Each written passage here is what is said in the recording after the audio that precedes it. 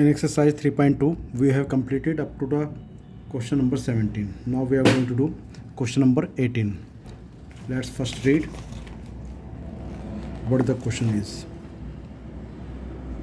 A is equal to, given this matrices, and I is the identity matrix of order 2. Show that I plus A is equal to I minus A, cos alpha, sin alpha minus sin alpha, cos alpha. चलिए जी इसको करते हैं.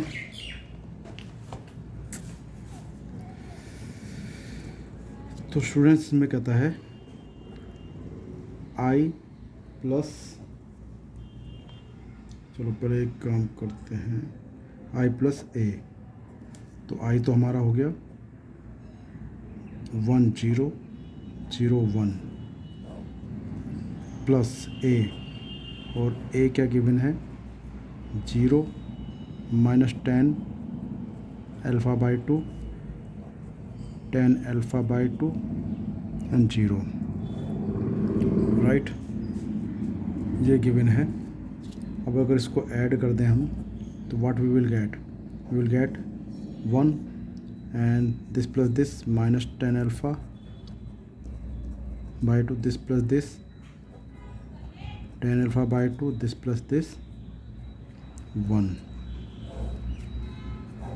right. Now what to do?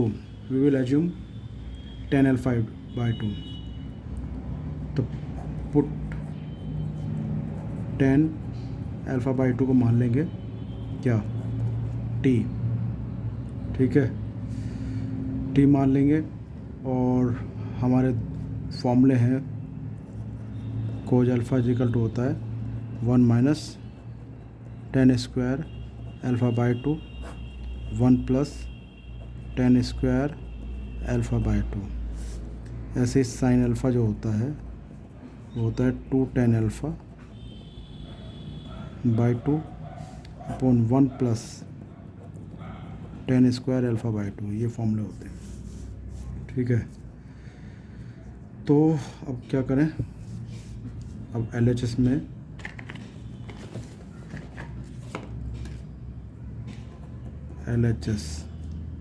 ये value put कर देंगे. तो I plus A क्या हो जाएगा, हो जाएगा पुट करने के बाद 1 माइनस T और T 1, ठीक है. Now will take RHS and RHS is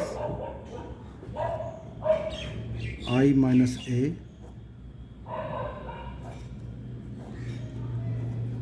cause alpha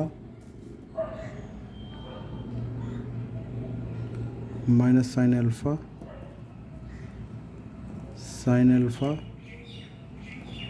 cos alpha, right. Now अब I क्या हो जाएगा, I तो हमारी आइडेंटिटी मैट्रिक्स है.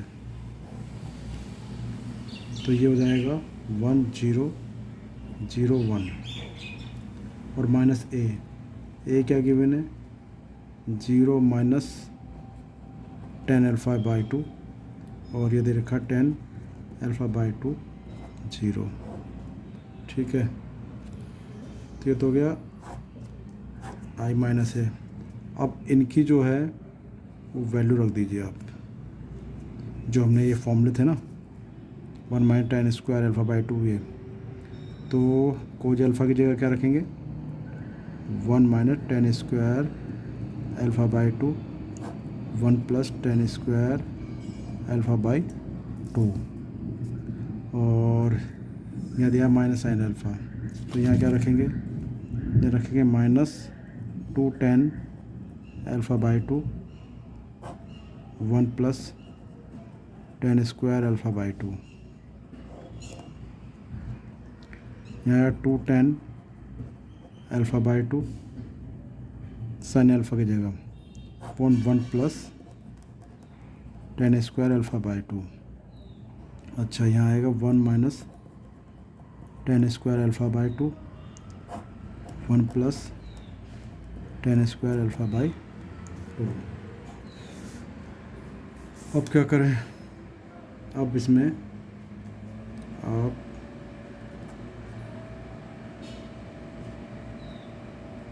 जो जो इसकी जगह वैल्यू मानी थी वो वापस रख दो। अब देखो इसमें से ये माइनस जाएगा तो 1 बचेगा, तो ये मैंने रख दिया 1। दिस माइनस दिस तो प्लस हो जाएगा। tan अल्फ़ा बाई 2 की जगह रखेंगे t। This minus this minus tan alpha by 2, और tan अल्फ़ा बाई 2 हमने माना है t, तो ये आ जाएगा माइनस t, और दिस माइनस दिस यानी कि 1 आ गया। अब इनकी जगह t रख दो आप,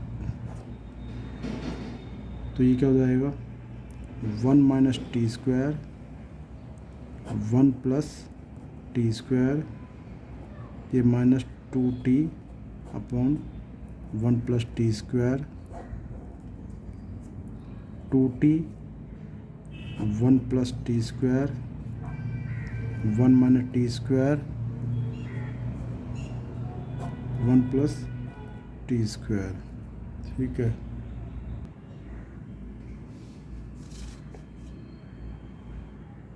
अब इनकी मल्टीप्लाई कर देंगे, इसकी और इसकी मल्टीप्लाई कर देंगे।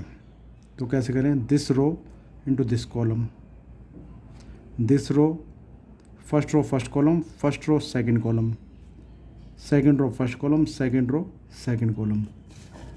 चलो जी करते हैं। तो दिस इंटू दिस करा तो ये आ गया 1 minus T square upon 1 plus T square,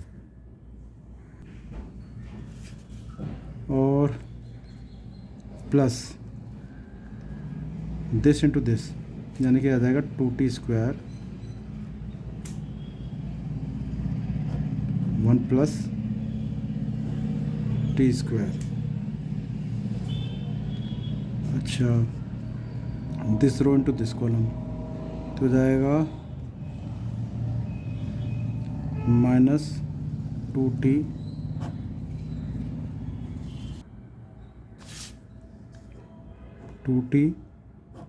upon 1 plus T square, this into this करा तो हो जाएगा plus t 1 minus T square 1 plus T square. ठीक है, this row into this column करेंगे तो आ जाएगा माइनस टी और 1 minus T square upon 1 plus T square plus 2t 1 plus T square. This row into this column करा तो minus minus हो जाएगा 2t square 1 plus T square plus 1 minus T square 1 plus T square, multiply करके तो ये आ गया। अब इसको आगे कैसे करें, तो आगे करने के लिए इसका एलसीएम लेंगे। एलसीएम आ गया 1 प्लस टी स्क्वायर, तो हो जाएगा 1 minus T square plus 2t square. इनका एलसीएम आ गया 1 plus T square minus 2t, इसके अंदर मल्टीप्लाई करा तो प्लस टी और माइनस टी क्यूब, ऐसे इसके अंदर मल्टीप्लाई करी, यह एलसीएम आ गया हमारा 1 प्लस टी स्क्वायर, तो minus T plus T cube plus 2t। अच्छा, यहाँ भी एलसीएम लिया तो 1 प्लस टी स्क्वायर तो 2t square plus 1 minus T square.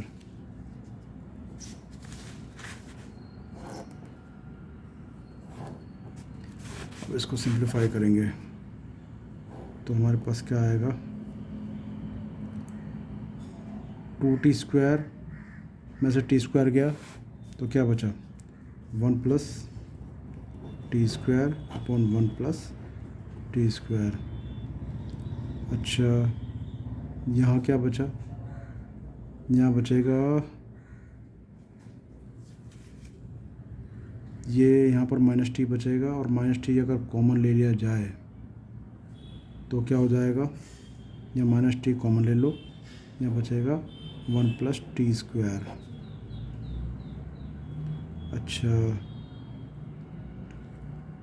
यहाँ क्या होगा, यहाँ होगा एक टी आ जाएगा और टी कॉमन ले लेंगे तो 1 plus T square upon 1 plus T square. यहाँ क्या होगा, 2t square minus T square plus 1, T square plus 1 upon 1 plus T square.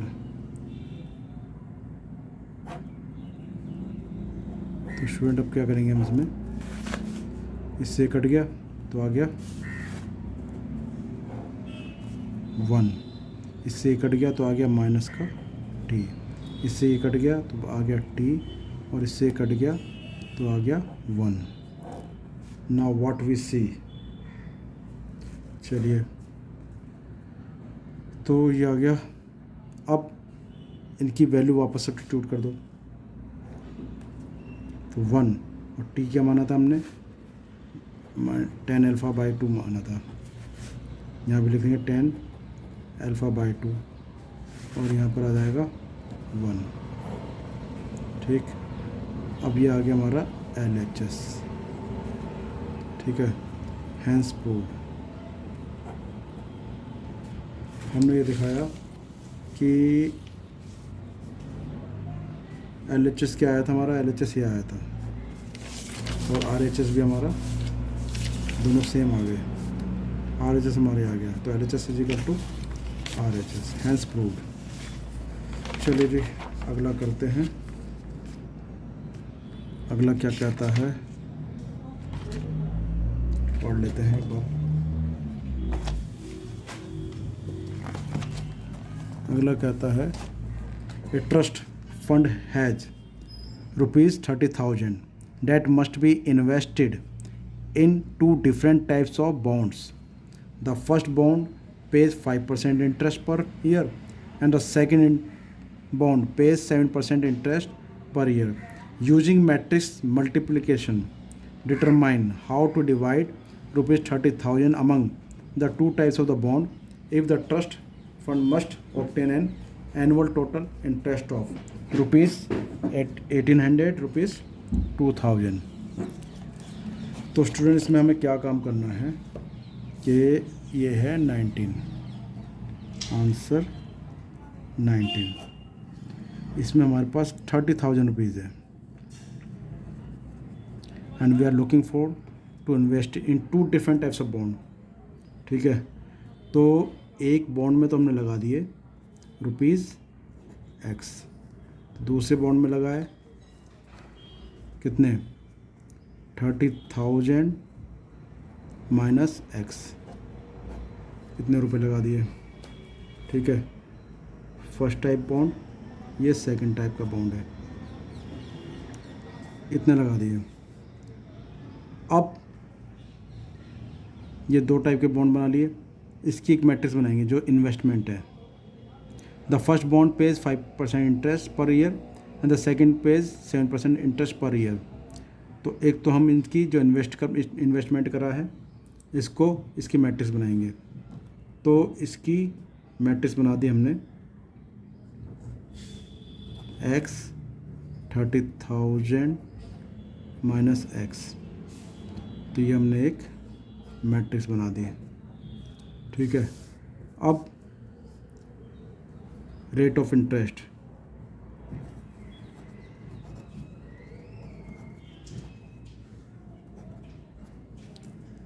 Rate of interest क्या है, जो दिया 2 दे रखे हैं, एक तो दे दिया R 0.05 एंड 0.07 पर रुपये। ठीक है, तो हम इसको मानेंगे, इसको कॉलम में लिखेंगे, इसको रोज़ में बनाए, इसको कॉलम में बनाएंगे। तो 0.05 0.07 ये एक हमारी मैट्रिक्स आ गया। ठीक है, ये रेट ऑफ इंटरेस्ट के तो उसको आर मान लिया और इसको हमने मान लिया ए। तो दो मैट्रिक्स आ गई। नाउ इन दोनों मैट्रिक्स की मल्टीप्लाई कर लो। तो इस किस में करी तो A R is equal to आ जाएगा एक्स 30,000 माइनस एक्स,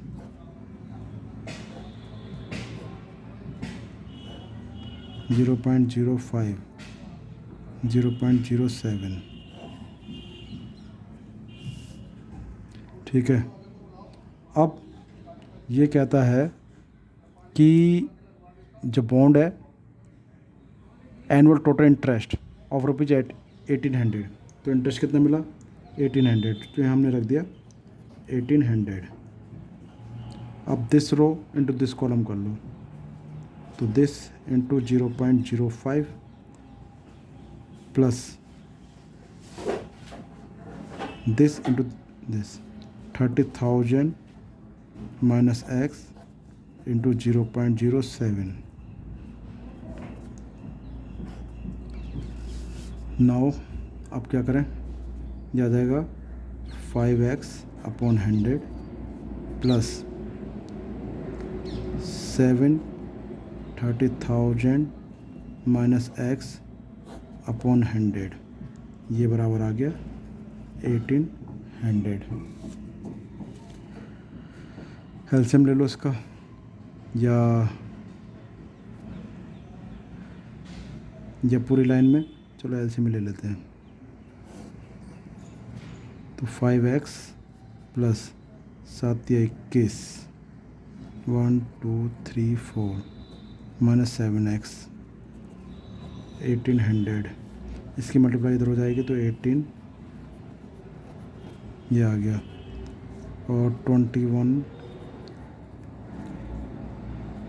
2x। ठीक है, नाउ व्हाट टू डू, इसको उधर ले आओ, उसको उधर ले जाओ। 2x इज इक्वल टू 21, ये हो जाएगा 18, ये तो 2x इज इक्वल टू, यहाँ कितना बचेगा, यहाँ बचेगा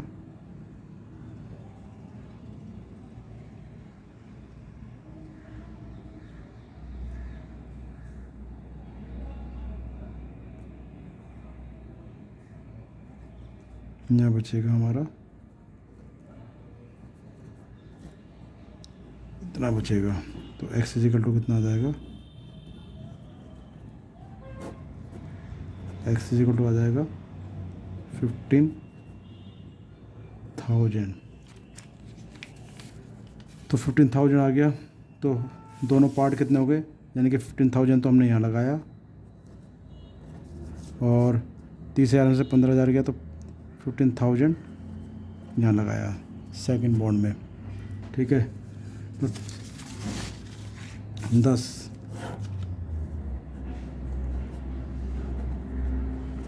ही invested rupees 15,000 in each bond. ठीक, now 19 is over. 20,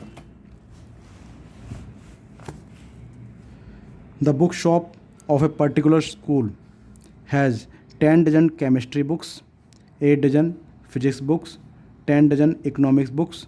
Their selling price are rupees 80, rupees 60 and rupees 40 each respectively.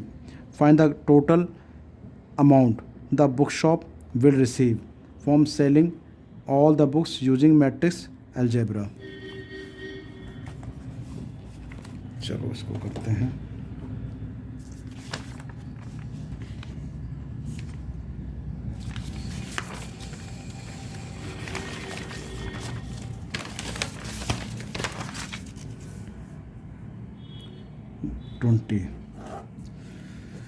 तो इसमें दिया हुआ है आपको, book shop of the particular school book है 10 डजन केमिस्ट्री, तो chemistry 8 dozen physics and 10 dozen economics. तो अगर मैं बात करूं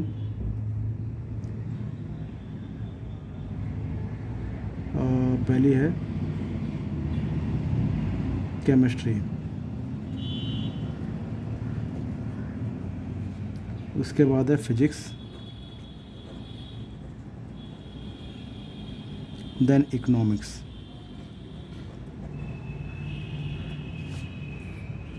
अब 10 डजन तो है केमिस्ट्री की, 8 डजन फिजिक्स बुक और 10 डजन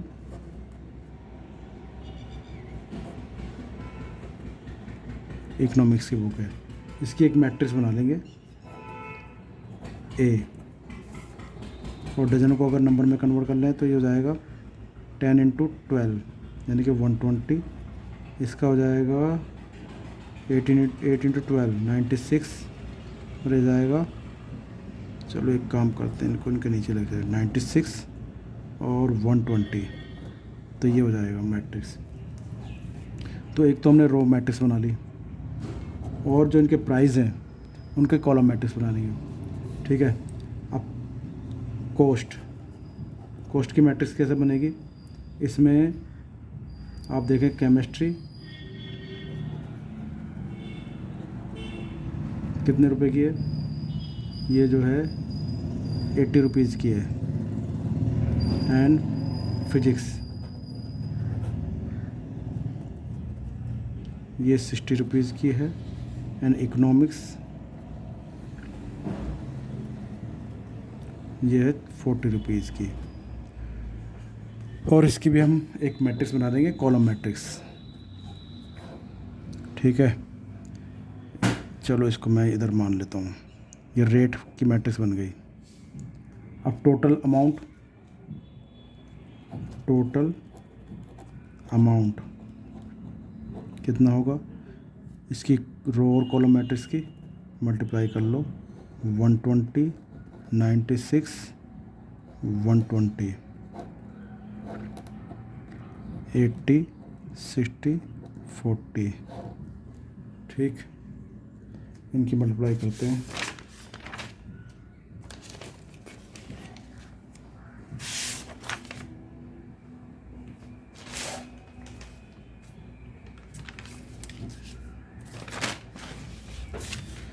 तो मल्टीप्लाई करें तो क्या होगा?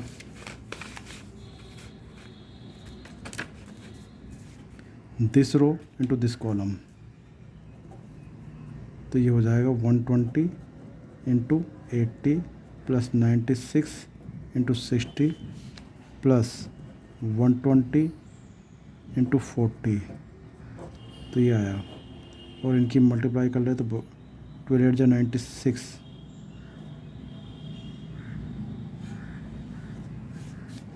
प्लस इनकी करें तो हो जाएगा 675, 12 × 48। अब इनका टोटल करते हैं, टोटल क्या होगा? 9600 5760 4800, तो ये आ गया 6 14 1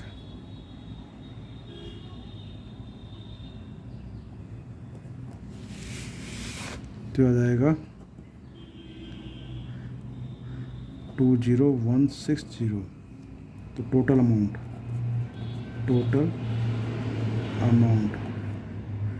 ठीक है, तो ये हो गया ₹201। चलिए 3.2 का 21 फर्स्ट क्वेश्चन करते हैं। The restriction on NK and P so that PY plus WY will be defined R। चलिए इसको करते हैं। तो यहाँ पर जो दिया हुआ है वो ये है कि जो X मैट्रिसेस है वो है 2/n ऑर्डर की, और जो Y मैट्रिसेस है वो है 3/k मैट्रिक्स, 3/k ऑर्डर की। और जेड जो मैट्रिक्स है वो है Z/P उसकी ऑर्डर की। इसके बाद W जो मैट्रिक्स है वो है N/3 की। P जो मैट्रिक्स है वो है P/K की। ये यहाँ पर इसने दिया हुआ है कि जो मैट्रिसेस हैं इन ऑर्डर्स की हैं, ठीक है। अब इसमें दिया हुआ है कि PY plus WY will be, तो PY, तो पहले हम PY निकाल लेते हैं। तो PY और P किस ऑर्डर की है? P है P/K ऑर्डर की, और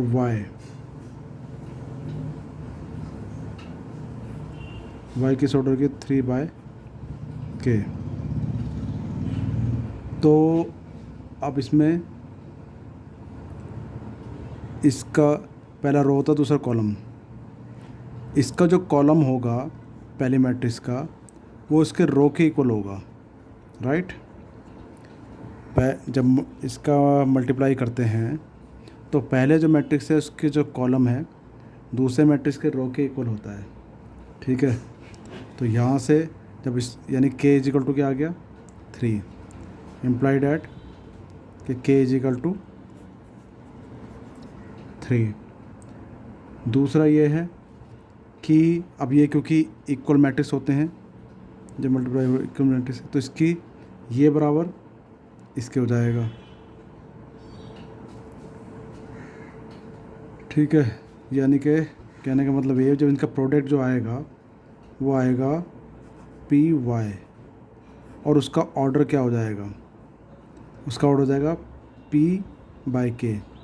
P रो होंगे इसमें और K उसमें कॉलम होंगे, ठीक है। तो इसका जो ऑर्डर हो गया वो हो गया P/K। अब W लेते हैं। W का जो ऑर्डर है N/3 है। इसका प्रोडक्ट निकालेंगे किसके साथ? मल्टीप्लाई करेंगे Y के साथ, क्योंकि हमें WY प्रूव करना है। ये 3/K ऑर्डर का है, ठीक है। तो इसका कॉलम इसके रो के इक्वल ये दे ही रखा है। तो अब क्या होगा? अब इसमें इसका जो प्रोडक्ट आएगा वो N और K के ऑर्डर का आएगा, यानी कि अगर इसका प्रोडक्ट कर दें WY, तो इसका जो ऑर्डर होगा N/K ऑर्डर का होगा, ठीक है। अब हमें जो निकालना है वो निकालना है PY। तो PY जो है P/K के ऑर्डर का है, प्लस WY, तो ये N और K के ऑर्डर का आया है, ठीक है। तो अब हमारे पास K की वैल्यू तो 3 आई थी, ठीक है। तो K की वैल्यू तो 3 आई थी।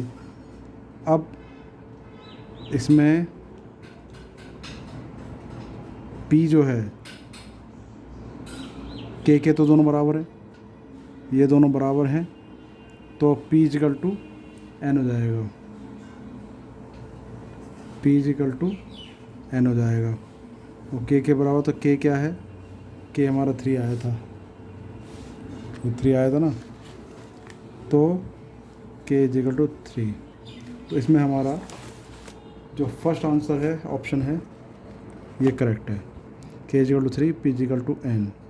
The restriction on N, K and P so that PY plus WY will be defined are K is equal to 3 and P is equal to N. चलिए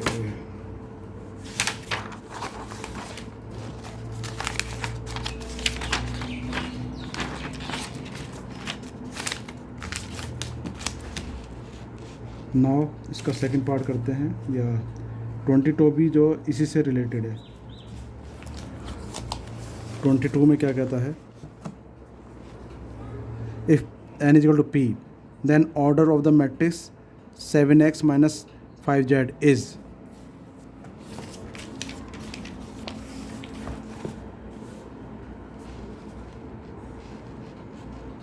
तो ऑर्डर ऑफ द मैट्रिक्स इसमें बताना है। इसमें भी हम क्या कहेंगे,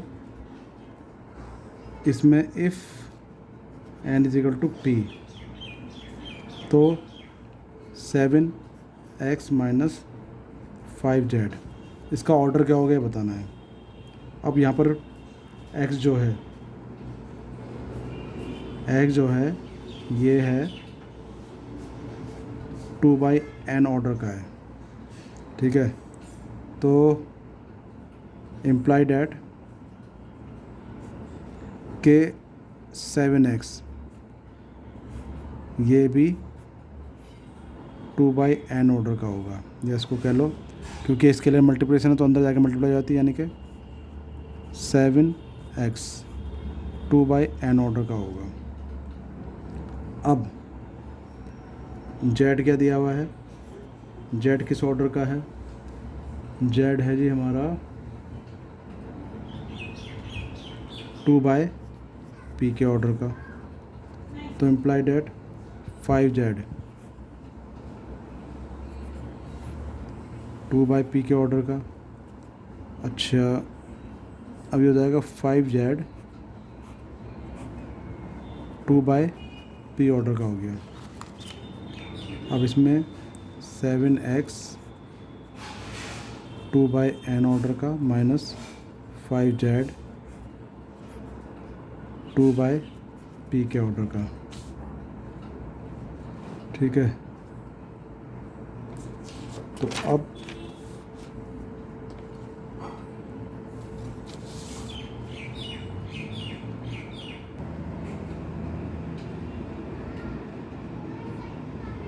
बट गिवन क्या है, n is equal to p, n is equal to p given है। तो इसमें क्या आ जाएगा 7x 2/n ऑर्डर का माइनस 5z, या p की जगह पर n रख देंगे, p की जगह पर n रख देंगे, ठीक है। तो हम देखेंगे कि भाई इस मैट्रिक्स में से इस मैट्रिक्स को माइनस करने पर जो आएगा 7x माइनस 5z जो आएगा, जो भी आएगा वो 2/n ऑर्डर का ही होगा, ठीक है।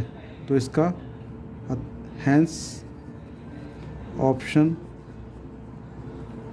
B is correct, right. तो इस तरह से हमारे 21 एंड 22 भी ख़त्म हो गए।